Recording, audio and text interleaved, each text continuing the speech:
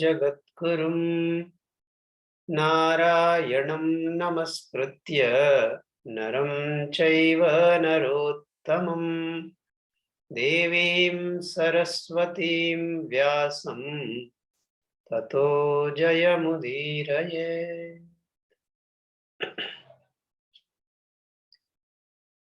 तो हम लोग कर रहे हैं अध्याय 6 ध्यान योग या आत्म संयम योग,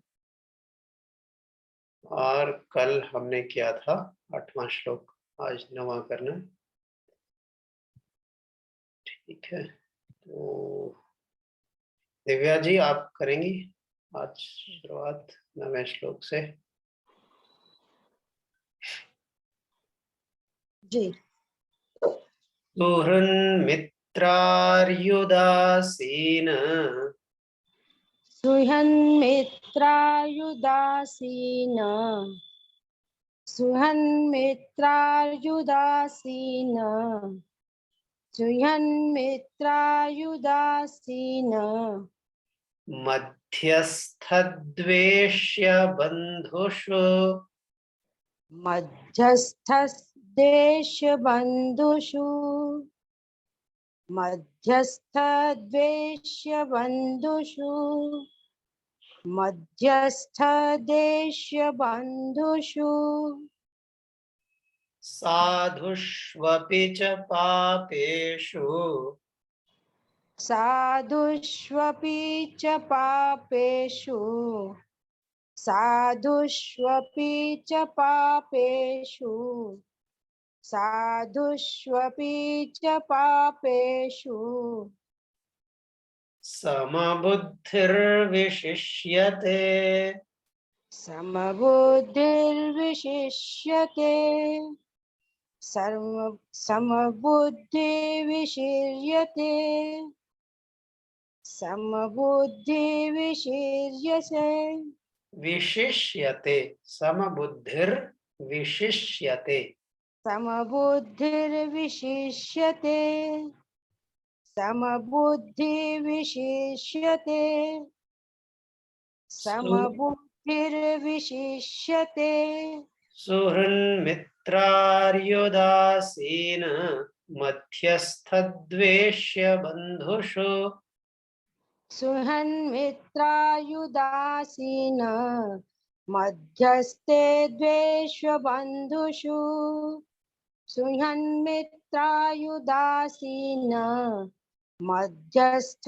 द्वेषबन्धुषु सुहन्मित्रायुदासीन मध्यस्त्वेषु बन्धुषु साधुष्वपि च पापेषु समबुद्धिर्विशिष्यते साधुष्वपि च पापेषु समबुद्धिर्विशिष्यते साधुष्वपि च पापेषु समबुद्धिर्विशिष्यते साधुष्वपि च पापेषु समबुद्धिर्विशिष्यते सुहृन्मित्रार्युदासीन मध्यस्थद्वेष्य बन्धुषु साधुष्वपि च पापेषु समबुद्धिर्विशिष्यते सुहन्मित्रार्युदासीन मध्यस्थद्वेषु बन्धुषु साधुष्वपि च पापेषु समबुद्धिर्विशिष्यते सुहन्मित्रार्युदासीन मध्यस्थद्वेषु बन्धुषु साधुष्वपि च पापेषु समबुद्धिर्विशिष्यते सुहन्मित्रार्युदासीन मध्यस्थद्वेषु बन्धुषु साधुष्वपि च पापेषु समबुद्धिर्विशिष्यते। तो कल चर्चा चल रही थी, भगवान बता रहे थे कि जब सिद्ध योगी होता है, ध्यानी होता है, तो उसकी क्या विशेषताएं, क्या गुण है। इसकी चर्चा इसके पहले वाले 2 श्लोकों में हुई थी। ये तीसरा श्लोक भी उसी बात को आगे बढ़ा रहा है। यहाँ पे क्या कह रहे हैं? सुहृन, मित्र, उदासीन, मध्यस्थ, द्वेष्य और बंधुषु। अभी इसके पहले सुख दुख में और अपने भीतर मान अपमान में समान रहने की बात थी। अब इसमें व्यक्तियों से, क्योंकि हम लोग जो है व्यक्तियों से बहुत जुड़े रहते हैं, और जिससे हमारा प्रेम संबंध या जो हमारे लिए मधुर होता है उससे तो हम जुड़े रहते हैं, जिससे हमारा कटु संबंध होता है उससे ज्यादा जुड़े रहते हैं, है ना। तो दोनों से ही जुड़े रहते हैं। तो इसमें सब कितने तरीके के हो सकते हैं? लगभग सब गिनवा दिए हैं भगवान ने। जो आपके सुहृद मित्र है या वैरी है या उदासीन है, उदासीन है मतलब आपको न मित्र है न वैरी है, या मध्यस्थ हैं, या द्वेष्य है जो आपसे द्वेष रखने वाले हैं, या फिर आपके संबंधी हैं। सब तरीके के, इतने तरीके के संबंध हो सकते हैं, तो सब बता दिए। फिर जो लोग साधुषु च पापेषु, साधुषु अपि च पापेषु, जो साधु आचरण वाले हैं, मतलब सज्जन पुरुष हैं, महापुरुष हैं, या फिर जो पापाचार करने वाले हैं, पापी हैं, इन सब में भी समबुद्धि ही विशिष्यते। जो योगी होता है, जो ध्यानी होता है, वो समबुद्धि वाला होता है। अच्छा, जो सिद्ध है, योगी है, उसकी तो समबुद्धि हो जाती है, ठीक है, हो ही जाती है। अगर हमको भी ध्यान में उतरना है, थोड़ा भी ध्यान का अनुभव चखना है, तो थोड़ी देर के लिए ही सही समबुद्धि रखनी पड़ेगी, तभी ध्यान का अनुभव होगा, नहीं तो नहीं हो सकता। आप ध्यान करने बैठेंगे तो फिर अगर आपको आंखें बंद करते ही क्या होता है, या तो आपकी जो गर्लफ्रेंड बॉयफ्रेंड के सब दिमाग ख्याल आ जाते हैं, या फिर जिससे आपकी लड़ाई हुई थी या जिसने आपको कुछ गाली दी थी उसका ख्याल आ जाता है। तो ख्याल आ जाने का मतलब है कि समबुद्धि नहीं है। समबुद्धि होती तो जब सब में समान बुद्धि है तो सबका ख्याल आएगा, मतलब कि किसी का ख्याल नहीं आएगा। असल में जो स्टैंड आउट करता है वही विचार मन में आता है। जो सब समान होगा तो फिर किसी का विचार नहीं आएगा, तो फिर आपको ध्यान का अनुभव हो सकता है। और जो ध्यान के अनुभव में जिसको अभ्यास करना है, वो थोड़ी थोड़ी देर के लिए धीरे धीरे अभ्यास करता जाएगा, और जो ध्यान में सिद्ध हो जाएगा तो वो ध्यान में रहे या फिर संसार में रहे, उसको समबुद्धि का अनुभव रहता है। अच्छा, इसमें एक ये भी गलत धारणा हो सकती है कि वो जो है सबको एकदम व्यवहार भी समान करेगा। नहीं, ऐसे नहीं है। समबुद्धि होना अलग है, लेकिन जब व्यवहारिक जगत में है, एक सैद्धांतिक या अपने भीतर का जगत है, एक बाहर का जगत है, तो उसके लिए भीतर तो उसके भीतर तो सब समान है। समान क्यों है? क्योंकि जो पापाचार कर रहा है या जो सदाचार कर रहा है, जो आचरण करने की प्रेरणा या जो शक्ति है, वो तो एक ही जगह से है, परमात्मा से ही। तो चूंकि वो उसको पापाचार करने की शक्ति या सदाचार करने की शक्ति परमात्मा से आ रही, वो जानता है, इसलिए उसके प्रति उसके मन में वैर भाव तो नहीं होगा, असमानता नहीं होगी, विषमता नहीं होगी। पर जब व्यवहारिकता में आचरण करने वाला होगा तो यथा योग्य आचरण करेगा। अगर पापी है, अर्जुन की जगह है वो, तो भगवान कह ही रहे हैं कि भाई उठाओ धनुष और मारो इनको, वध करो। तो व्यवहारिक जगत में अगर वध करना उसका कर्तव्य है तो वध करेगा, पूजनीय व्यक्ति है तो पूजा करेगा। पर भीतर में उसके लिए जिसकी पूजा कर रहा है या जिसका वध कर रहा है उसके प्रति समबुद्धि भी रहेगी। ये कॉन्फ्लिक्टिंग दिखता है लेकिन है नहीं। Will move to next. Okay, and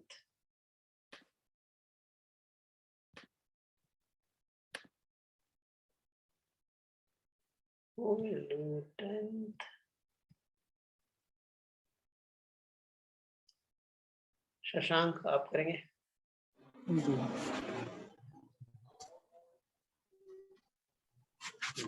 जी योगी युञ्जीत सततम् योगी युञ्जीत सततम् योगी युञ्जीत सततम् योगी युञ्जीत सततम् आत्मानं रहसि स्थितः आत्ममानं रहसि स्थितः आत्ममानं रहसि आत्ममानं नहीं, आत्मानं।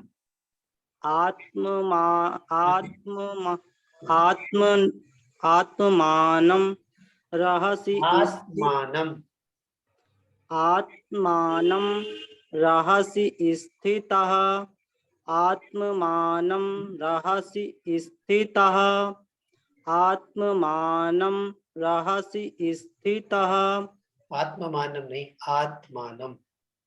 आत्मानं हम्म।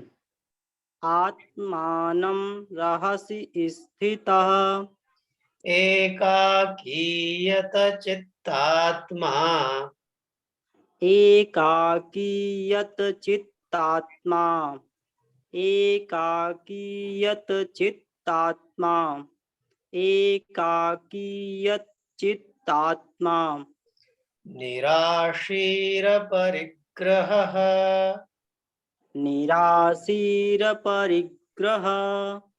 निराशीरपरिग्रह निराशीरपरिग्रह परिग्रहः निराशीरपरिग्रह निराशीरपरिग्रह योगी युञ्जीत सततम् आत्मानं रहसि स्थितः योगी युजित सततम् आत्मानं रहसि स्थितः योगी युजित सततम् युञ्जीत योगी युञ्जीत सततम् आत्मानं रहसि स्थितः योगी युजित सततम् युञ्जीत योगी युञ्जीत सततम् आत्मानं रहसि स्थितः एकाकीयत चित्तात्मा निराशीर परिग्रहः एकाकीयत चित्तात्मा निराशीरपरिग्रह एकाकीयत चित्तात्मा निराशीरपरिग्रह एकाकीयत चित्तात्मा निराशीरपरिग्रह योगी युञ्जीत सततम् आत्मानं रहसि स्थितः एकाकीयत चित्तात्मा निराशीर परिग्रहः योगी युञ्जीत सततम् आत्मानं रहसि स्थितः एकाकीयत चित्तात्मा निराशीरपरिग्रह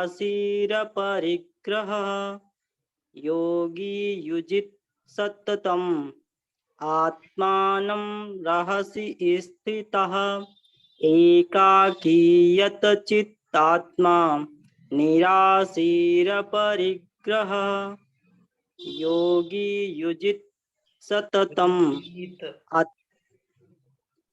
योगी युञ्जित सततम् आत्मानं रहसि स्थितः एकाकीयत चित्तात्मा निराशीरपरिग्रह तो पहले क्या किया, पूरा ध्यान का भूमिका बताया, ध्यान योग का, और ध्यान योग से क्या क्या फायदा मिल जाता है ये भी बता दिया है पिछले 3 श्लोक में। अब इतना फायदा गिनाने के बाद तो मन में इच्छा जगती कि भाई हमें भी थोड़ा ध्यान का रस मिले। तो इतना सब पहले आपका जब लाभ बता दिया, आप बता रहे हैं कि कैसे क्या है ध्यान की प्रक्रिया, कैसे करना है। अपरिग्रह निराशी यत चित्तात्मा योगी एकाकी रहसि स्थितः आत्मानं सततम युञ्जीत। क्या मतलब है? अपरिग्रह। अब योग में मतलब ध्यान योग की बात है यहाँ पे जब योगी कह रहे हैं तो ध्यान योगी, ध्यानी के लिए बात है। सबसे पहली चीज है अपरिग्रह। अपरिग्रह क्या होता है? परिग्रह माने वस्तुओं का संग्रह करना, ये भी रख लो, वो भी रख लो, सब सामान रख लो, कभी काम आएगा रखे रहो। अपरिग्रह मतलब वस्तुओं को ज्यादा एकत्र नहीं रखना अपने पास, जितनी की जरूरत है सिर्फ उतना। इसीलिए पहले जो योगी या ध्यान योगी होते थे बस अपना एक कमंडल और एक ज्यादा से ज्यादा एक जोड़ी कपड़ा लेके अपना चलते रहते थे, तो वो अपरिग्रह का गुण है। तो अभी तो मैं कुल मिला के ये भावना की बात होती है। आपके पास कितना सामान आसपास है, कम हो ये तो है ही है, लेकिन आपके मन में सब वस्तुओं के प्रति ज्यादा लगाव, अटैचमेंट न रहे, वो अपरिग्रह है। भले ही आपके पास कम सामान है लेकिन आप सोच रहे हैं कि ये भी हो जाता या ये क्यों नहीं है, तो फिर आप अपरिग्रही नहीं है। आपका पूरा महल हो सकता है जनक की तरह। जनक का तो उदाहरण भगवान ने दिया था तीसरे श्लोक, तीसरे अध्याय में। तो राजा हो सकते हैं, तो राजा के लिए तो सब कुछ है पूरा, मतलब बहुत सारा वस्तुएं सामान भरा है, परंतु उनका किसी से अटैचमेंट नहीं। अगर एक इस मौके पे उनको सब छोड़ना पड़े तो वो छोड़ने को तैयार, तो वो अपरिग्रही है। तो ऐसे जिद नहीं करना कि हमें अपरिग्रही होना है, इसका मतलब सब छोड़ दो, अब हम खाली एक ही जोड़ी कपड़ा रखने, वो नहीं। अपरिग्रही मतलब है तो भी मन में नहीं है उसके प्रति। नहीं तो नए नए योगी होते हैं तो दुराग्रही भी हो सकते हैं, तो दुराग्रही भी नहीं हो। तो ये बात है अपरिग्रही की। फिर और क्या क्या कहा? निराशी। निराशी ही मतलब किसी की आशा नहीं है, किसी की इच्छा नहीं है, अब कोई और कुछ चाहिए भी नहीं हमको, सब मिला ही हुआ है। जिसकी जरूरत है हमको वो सब मिला ही हुआ। और अब असल में देखें तो सब मिला हुआ है ही, वही है, थोड़ा दृष्टि खोलने वाली बात है। तो कोई आशा नहीं है, निराशी मतलब कोई इच्छा नहीं है। यत चित्तात्मा, और शरीर मन और अंतःकरण इस पे अपना वश है, अपना से है। जो चाहते हैं मन में वही विचार आता है। मन हमको नहीं चलाता, हम मन को चलाए, या हमारी इंद्रियां हमको न चलाएं, हम इंद्रियों को चलाएं, वो वाली बात है यत चित्तात्मा। और ऐसा योगी एकाकी रहसी, एकांत में रहता है। एकांत में स्थित होकर, एकाकी रहस्य स्थित आत्मानम सततम युंजीत, और अपने मन को सतत परमात्मा में लगाता है, ध्यान में लगाता है। अच्छा, एकाकी का भी मतलब, या हर चीज के अलग अलग दो तल पे मतलब, एक तल पे होता है कि भाई सब छोड़ के जंगल में चले गए, लेकिन अगर आप अपने मन में सबके ख्याल बटोर के ले गए तो जंगल में तो भले ही लोग नहीं है लेकिन दिमाग में तो सब वही भरे। तो एकाकी भी जो है ये मन की, अंतःकरण की, भीतर की बात है। कोई भीड़ में भी अकेला रह सकता है, कोई अकेला भी रहे तो भी अपने मन में भीड़ भरी भरी भरी रख सकता है। तो एकाकी स्थित होकर मतलब ये सब इन भावनाओं के साथ स्थित होकर बैठे और अपने आप को, अपने मन को परमात्मा में लगाए, ध्यान करें। तो ये ध्यान की प्रक्रिया है, और क्या क्या क्या गुणों के साथ ध्यान में उतर सकते हैं। और ये चेन रिएक्शन से होती है। थोड़ा सा अगर आपने, थोड़ा सा परिग्रह आया, थोड़ा सा निराशी हुए, थोड़ा सा अपनी इंद्रियों पे बस आया, थोड़ी देर बैठे तो आपका थोड़ा ध्यान लगा, तो फिर वहां से फिर रिवर्स रिएक्शन होती है, फिर आपकी ये सारे गुण बढ़ने लगते हैं, फिर ध्यान बढ़ते। तो ऐसे चेन रिएक्शन ही होती है। एक बार थोड़ा सा करें तो उधर से आप, जैसे इसीलिए कहते हैं एक तरफ एक कदम आप बढ़ाइए तो भगवान 10 कदम बढ़ाता है, एक कदम आप ध्यान की तरफ बढ़ाइए तो ध्यान, भगवान आपको प्रेरणा देता है और आगे बढ़ना। तो ऐसे ये ध्यान की प्रक्रिया है। Will move to next 11th।